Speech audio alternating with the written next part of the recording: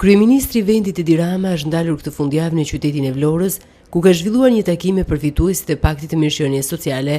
Ai u shpreh se para 4 viteve nuk ishte as korniza ligjore dhe praktikat për trajnimi mendim ishin të fragmentuara dhe kaotike. Sipas tij, për vite me radhë, shumë persona kishin përfituar në mënyrë abuzive. Dhe personat që duhet përfitonin ndihmë shpeshherë nuk e përfitonin dot, ndërkohë që një shumë e madhe njerëzish cilët nuk duhet ta përfitonin ndihmën pasi nuk ishin në kushtet e përcaktuara edhe nga vetë ajo kornizë e mangët ligjore, e përfitonin atë në mënyrë shumë abuzive. Mëtej kryeministri i vendit është shprehur se paratë që duhet u jepeshin njerëzve në nevojë u bën rrushë kumbulla për fushat, por në këto vite është ndërtuar një sistem kompakt i shërbimeve sociale. Pa reformën e pensioneve, ka thënë Rama, nuk do të kishin mundësi për të trefishuar ndihmën ekonomike, por as për të mbajtur në këmbë sistemin, pasi ishte ndërtuar si piramid. Në Vlorë, shpreh Rama, kemi një institucion model të shërbimit social. Më pas kreu i qeverisë, u ndal te shërbimet sociale, duke thënë se harta do të zgjerohet me 70 shërbime, ndërsa të gjithë fëmijët që janë në institute do dërgohen drejt familjeve.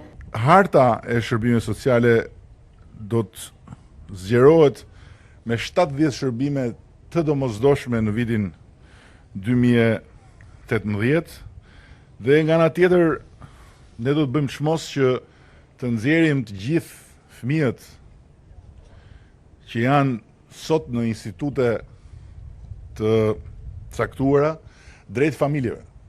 Dhe të japim më shumë mundësi këtyre fëmijëve që të rriten në një familje dhe jo në një institucion që sidoqoftë sado i mirë që të jetë nuk krijon atë atmosferë të pazëvendësueshme të familjes.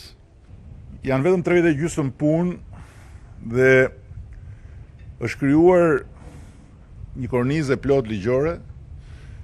Janë krijuar instrumenta jo vetëm ligjor, por edhe administrativ dhe financiar për të ndërtuar një sistem kompakt të shërbimeve sociale. Kryeministri i vendit Edi Rama nuk ka kursyer dhe akuzat për qeverisjet e kaluara, të cilat sipas tij e kishin kthyer në një katraur përfitimin e ndihmës ekonomike.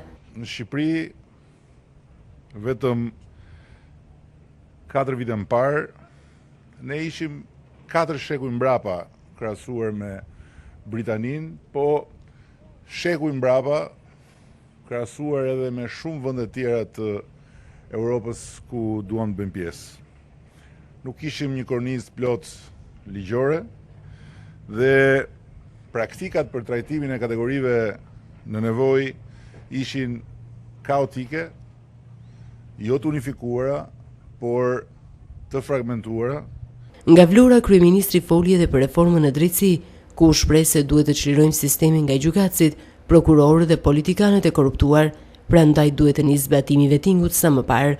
Pakti i mirëqenies sociale është rezultati një pune të suksesshme, kështu është shprehur Ines Stasa, drejtoresha e shërbimit social shtetëror në qytetin e Vlorës. Epoka ku ne sot firmosim, ajo e paktit të mirëqenies sociale, është në fakt rezultati një pune të suksesshme, një pune dinjitoze, me stafe profesionistësh, me njerëz të cilët i janë dedikuar çdo muaj, çdo ditë, çdo vit të këtyre 3 viteve, komuniteteve, u janë dedikuar juve. Në firmosjen e paktit social, kryeministri i vendit Edi Rama shoqëroi edhe nga Ulta Xhaçka, e cila tashmë ka marrë postin e ministres së mirëqenies sociale. Sipas saj, reforma e ndihmës ekonomike trefishon pagesat për familjet në nevojë. Problematikat e këtyre grupeve mund të jenë krejt të ndryshme nga njëra tjetra, por harresa ka qenë filli që i bënte bashk me pagesat lëmosh që qeveritë e shkuara nuk u jepnin as në kohë. Në ndryshim nga trashëgimia që lan pas, ne besojmë se varfëria nuk është smundje. Nuk është një situatë e pandryshueshme. Ne besojmë fort se shteti duhet i gjendet në krah çdo kujt, më së shumti më të dobëve dhe të pamundurve të shoqërisë sonë. Është me këtë vetdije që nisëm reformën e thellë të ndihmës ekonomike, e cila pas pilotimit suksesshëm në Treqarqe, së shpejti thuajse trefishon pagesat për familjet në nevojë në të gjithë vendin, duke ulur ndjeshëm abuzitivizmin, duke eliminuar plotësisht pagesën e pjesshme prej 8.000 lekësh të vjetra dhe ç'është më e rëndësishmja duke e lidhur këtë skem drejt për drejti me punësimin, Duke vendosur qytetarin qendër dhe shërbimet e duhura pranë tij, ne synojmë që brenda një kohe të shkurtër çdo bashki në vend të ngrer fondin social si mekanizëm financiar për ofrimin e shërbimeve në nivel lokal.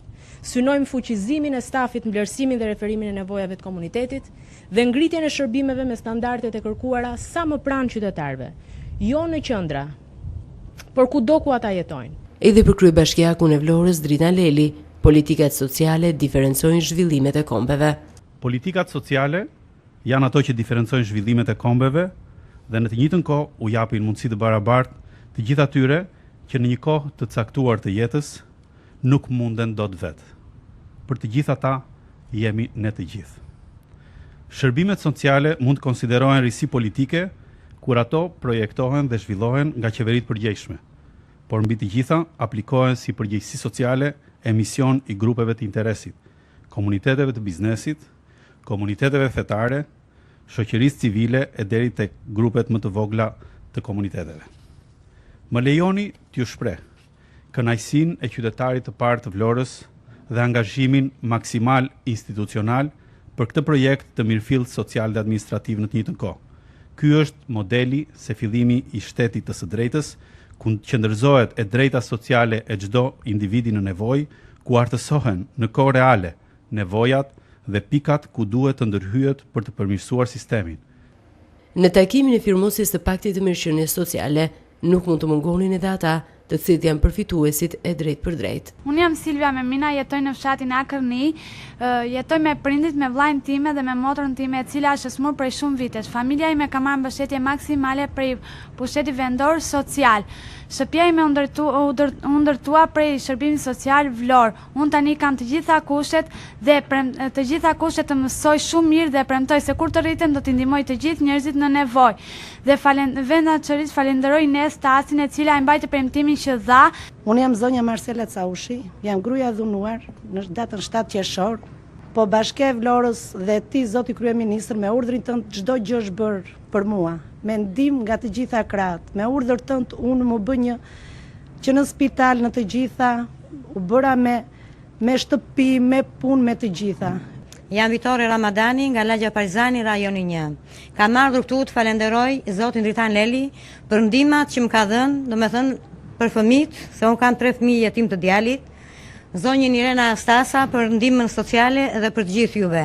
Tani më kanë premtuar dhe për rregullimin e shtëpive. Për këtë i falenderoj gjithëve. Mëtej kryeministri i vendit Edi Rama ka vijuar takimet e tij mbi strukturat në qytetin e Vlorës.